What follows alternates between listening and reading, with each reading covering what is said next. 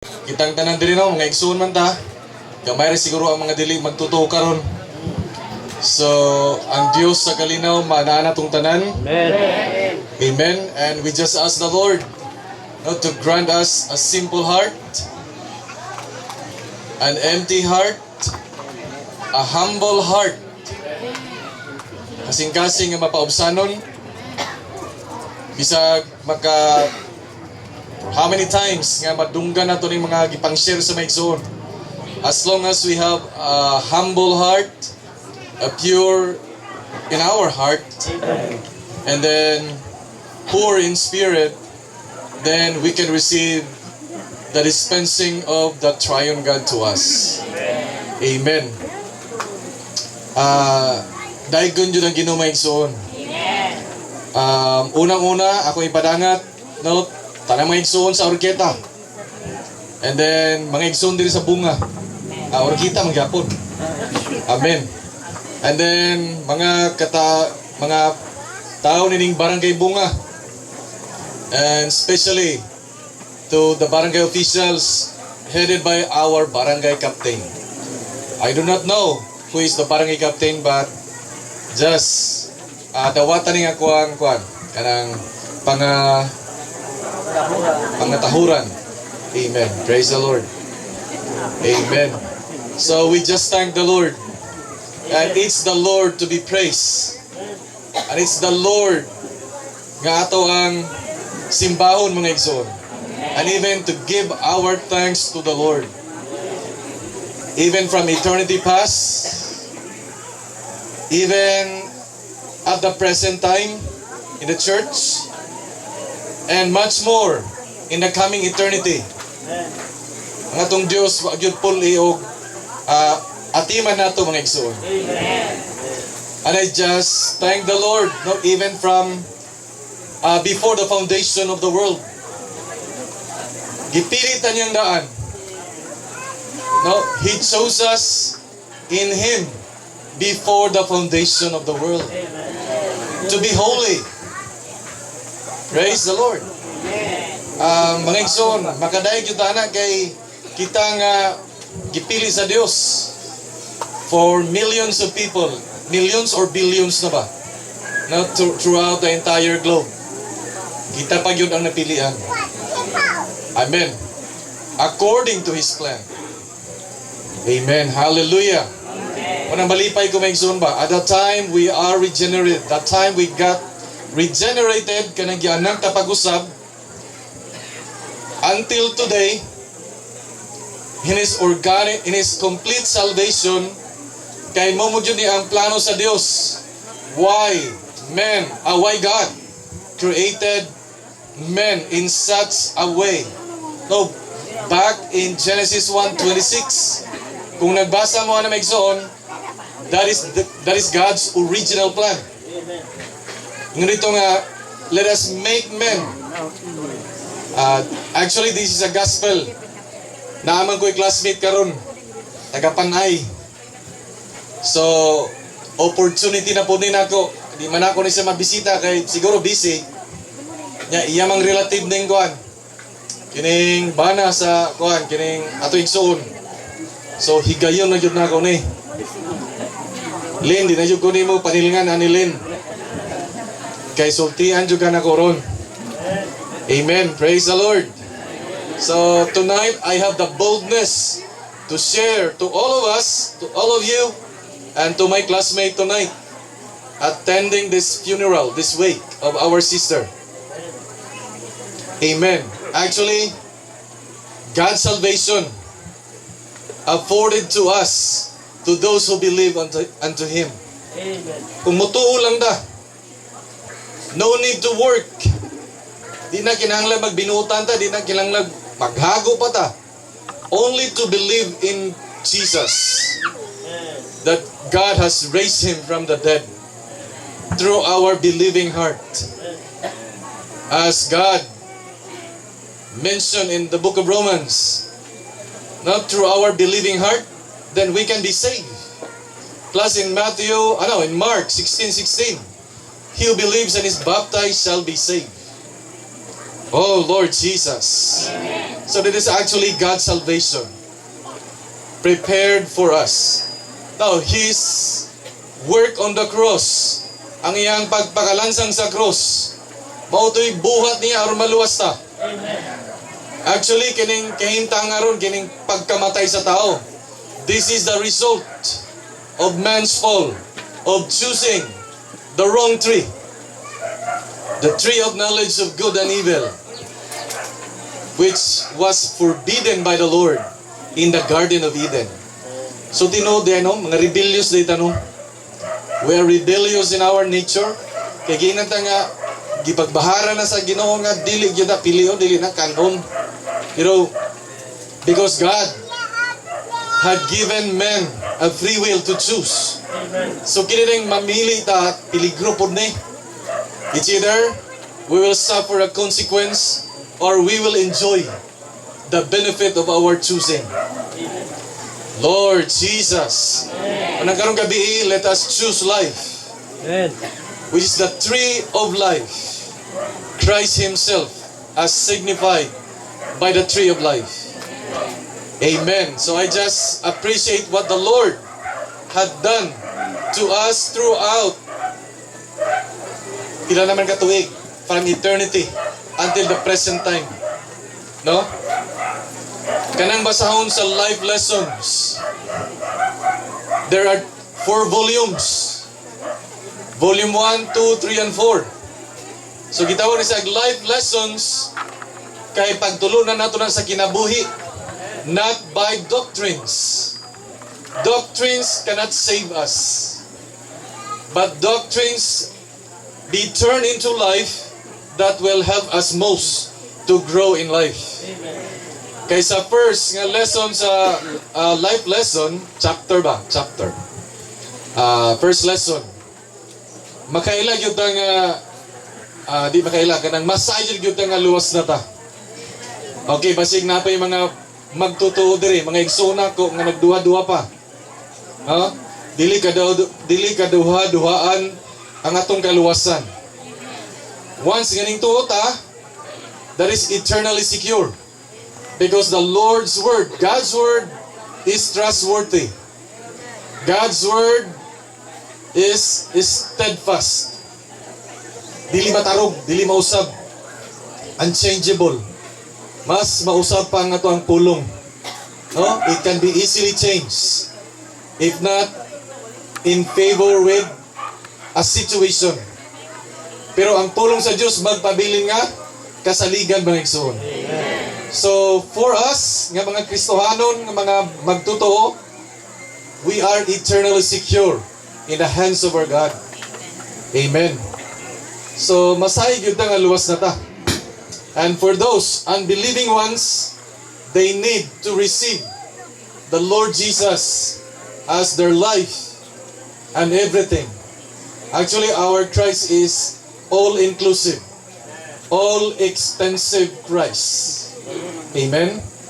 So if you are fun reading the Bible, especially in the 5 books of Moses, there you can see the Christ being the unsearchable one, the all-inclusive one, especially in the book of Deuteronomy. Amen. The all-inclusive Christ being everything to us. Amen. Hallelujah. Amen. So, ako lang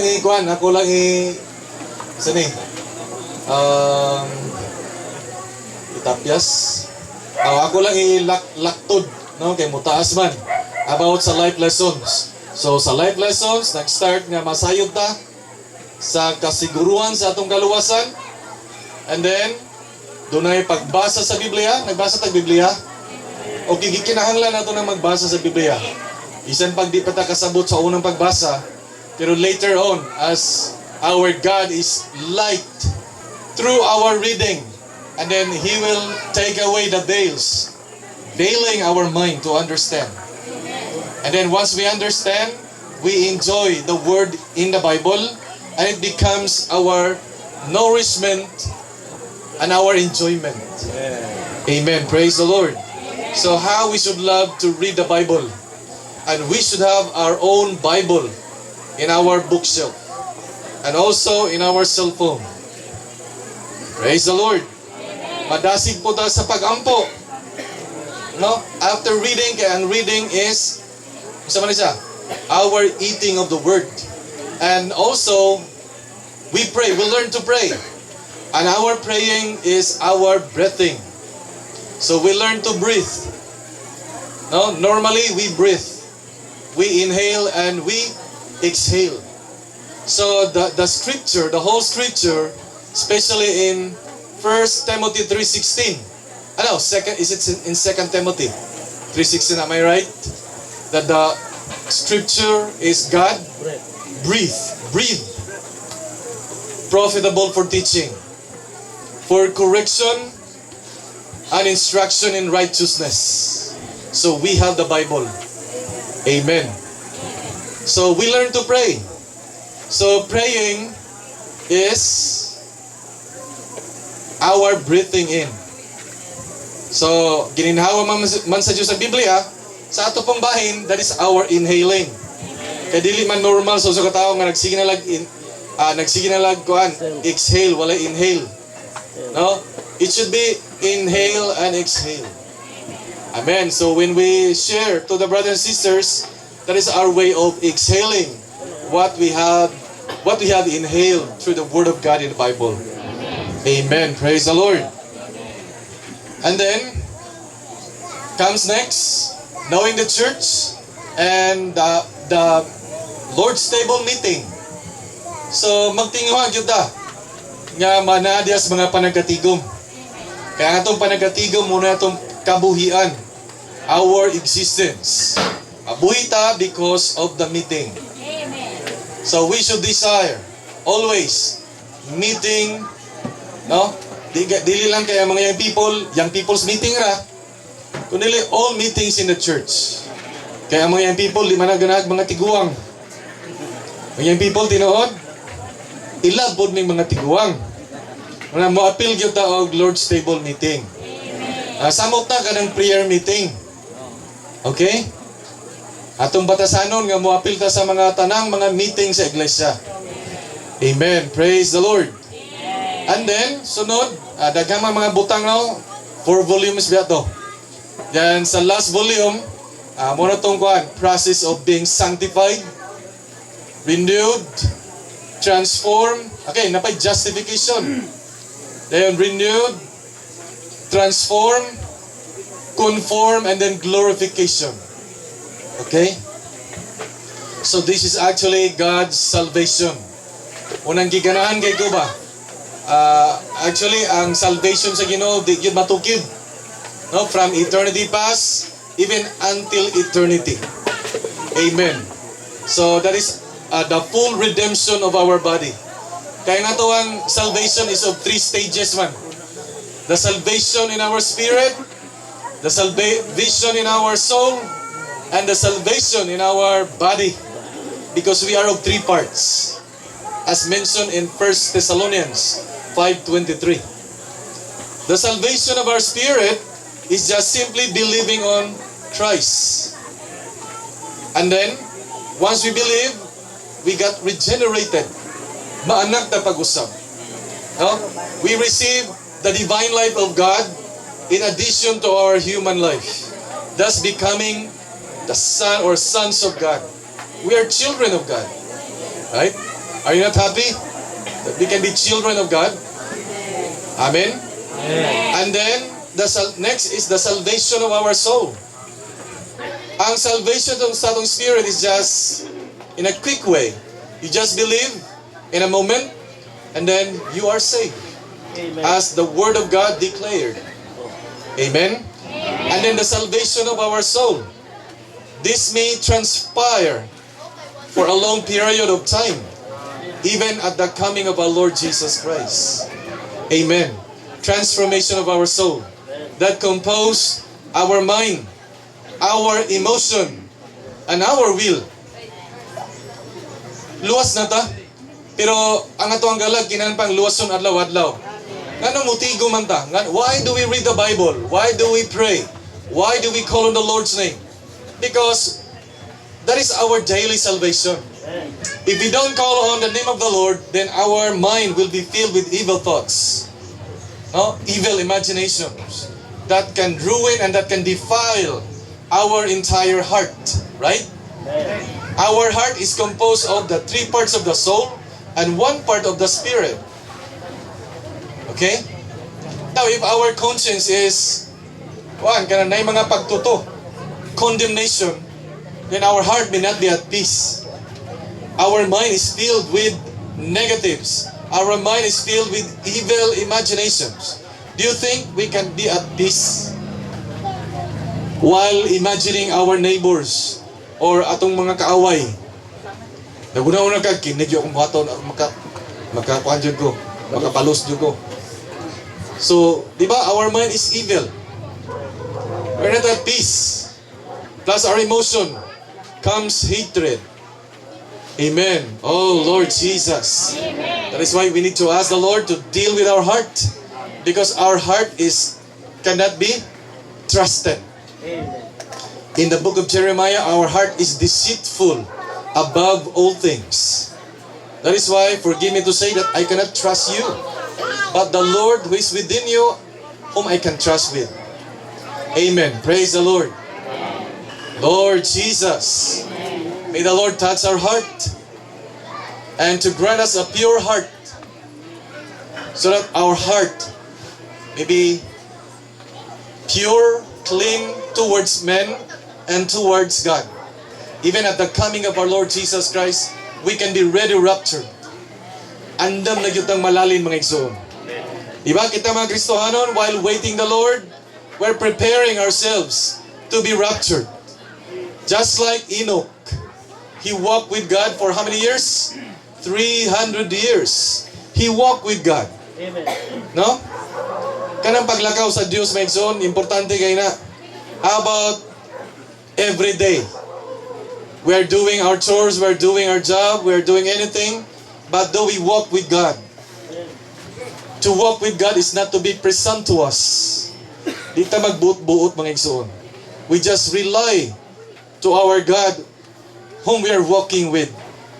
Amen? And to walk with God is not to override, not to overtake. Maglakaw ba nga dili maguna? Lord, asa naman ka? Sustuhan naman na itong Ginoo na behind na. So wata nag-uban sa itong Ginoo magsoon. So that's the secret of Enoch, why he was raptured. He was taken up in heaven. Because he walked with God. Amen. So that could also be our secret today. Walk with God. Actually, we can walk with God by walking in our spirit. We have our spirit, mga igsoon. And our spirit is very crucial, equally important, equally ranked with the heavens and the earth in Zechariah. So that is the importance, how crucial is our spirit today. When we sense that there is death among us, there is death spreading among us, then we can turn to our spirit. Oh, Lord Jesus. So whenever we hear situations, negative situations, whenever we see negative situations, we just turn to our spirit. Because only the Lord knows. Kanang dili sa mulantaw sa ato ang mga sayop mga igsoon. Amen. Hallelujah. So we just fix our eyes on Him, looking away unto Him. Oh Lord Jesus. Sa dihang muliso ta, halimbawa, atong itanaw karon, mga negative nga mga talanawon, makapaluya nato maigsoon. So we just turn our eyes to the Lord. Lord, you are here. Diba? Because our Lord is such a wonderful Christ. Is it wonderful? Amen. Wonderful atong Ginoo maigsoon. Dili sa mahandura, dili nato siya ma-explain. No, beyond our human explanation, our Christ is. Amen. Oh Lord Jesus, how we treasure our moments with the Lord. No, during our private time with the Lord. Okay, mga igsoon naman gyud ta. So mga igsoon, this is part of our encouragement, including me, that we would love the Lord's appearing. nagpaabot ta sa pagbalik sa Ginoong igsoon. Amen. Kining kamatayon would serve us as our encouragement. Nga mamatay ta, nga gaan ang ato ang kasing-kasing, walay kabugat, so that we can be like balloon. Nga sa mapuno na og hangin, we can be ready raptured. Oh, Lord Jesus. So it's better to settle all our accounts before men and before God, so that by that time, nga kuhaon na ta sa Ginoo, we don't know when kuhaon ta sa Ginoo.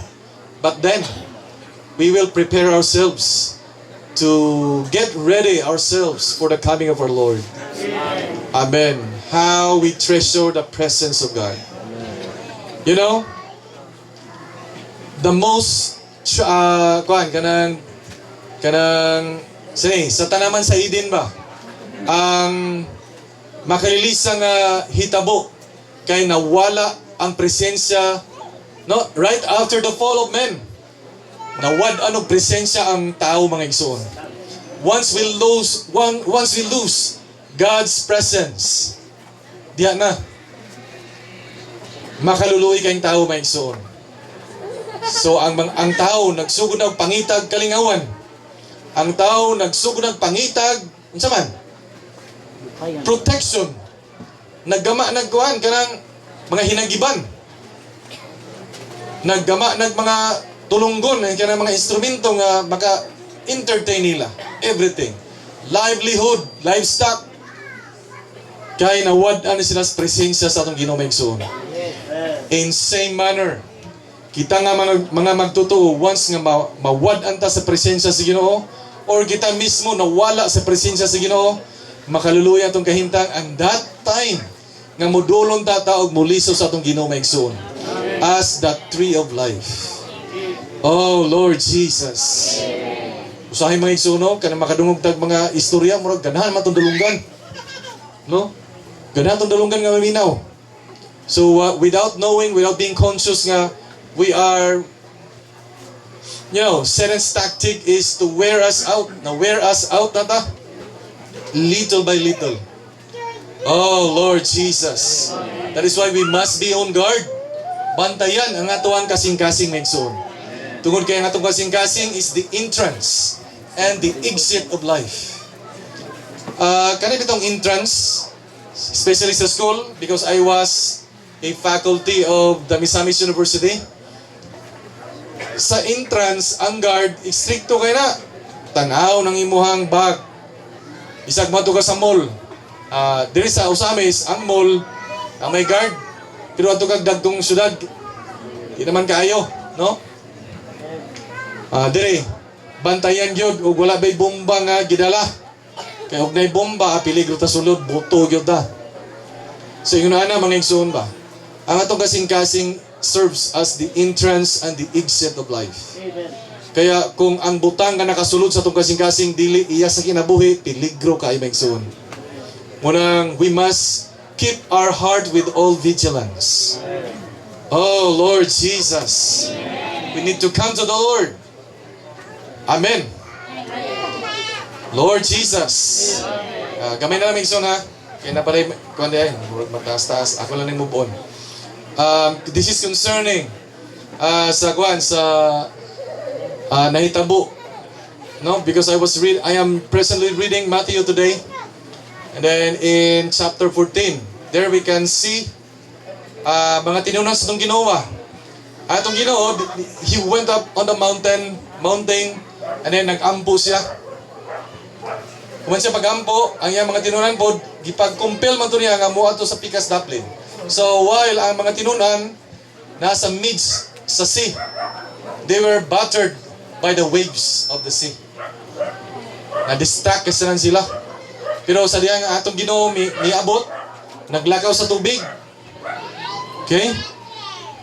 Pero ang tinunan sa Ginoo, nakuha kay sila.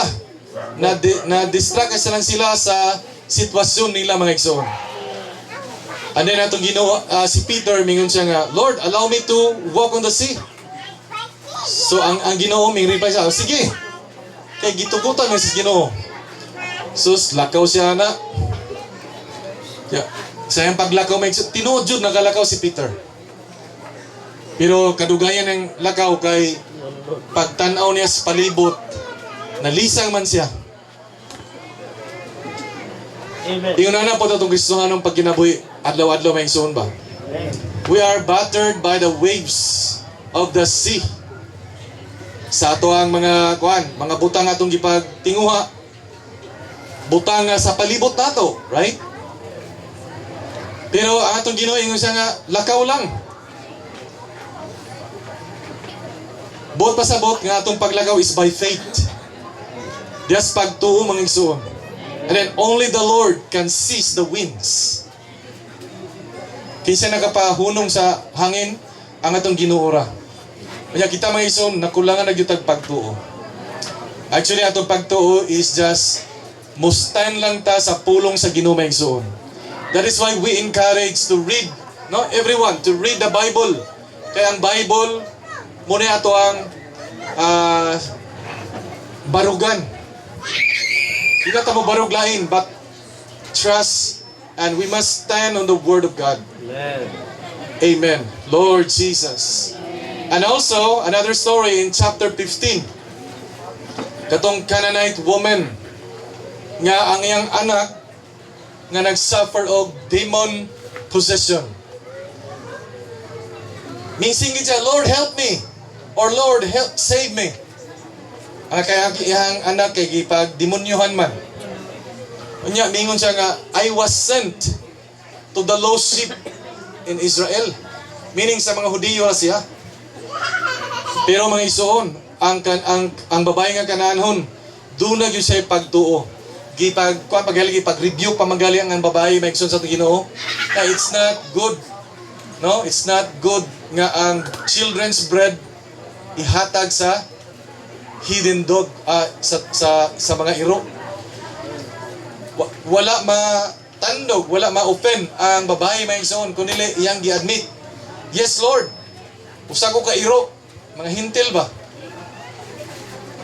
Pero bisan pa niya ang usa ka iro nakakaon sa mumhong nga nangatagak gikan sa lamisa may igsoon. So nini nga bahin may igsoon ba ang atong Ginoo bread sa on the table alang sa katawhan sa Israel. But because of that rejections, many times that our God, our Lord Jesus Christ was rejected by the children of Israel. Pero siya tong mumhong nga natagak dito sa lamesa mga igsoon. Meaning, ang mga hintil nakapahimulo sa mumhong mga igsoon. Nya kita ni, unang salamat sa Ginoo nga because of the Jews rejection nakapahimulos na niya karon. Unang karon we are still enjoying God's complete salvation. Until moabot ang panahon nga we will be the same as He is in life and in nature but not in the Godhead. Through His organic salvation. Ang organic salvation, it begins with our regeneration. It continues with feeding. Parang pakanon yun ta. Mukaon kita sa pulong sa Ginoo. Kay sa John 6:57, He who eats me, he also shall live because of me. So ang atong pagkabuhi, kanang makakauntag pulong sa Dios na igsoon. Amen? And then, sunod, feeding, what comes next? We are sanctified. No, through our constant enjoyment of Christ, we are dispositionally sanctified. And then, ginabago ta adlaw-adlaw. Right? In 2 Corinthians, I think, though our outer man is decaying, yet our inner man is being renewed day by day. Am I correct? Or nasayop ko? Ginabago ta because of the Word of God. That is why we treasure the Word of God, mga igsoon. Kaya in Psalms, ang pulong sa Ginoo is the light, is the lamp to our feet and light to our path. Amen. So, whenever we sense that there is darkness, we come to the Word, mga igsoon. Oh, Lord Jesus. Unang importante yun ang pulong sa Ginoo, mga igsoon. Ang nining panahon na karon, mga igsoon, how we treasure to come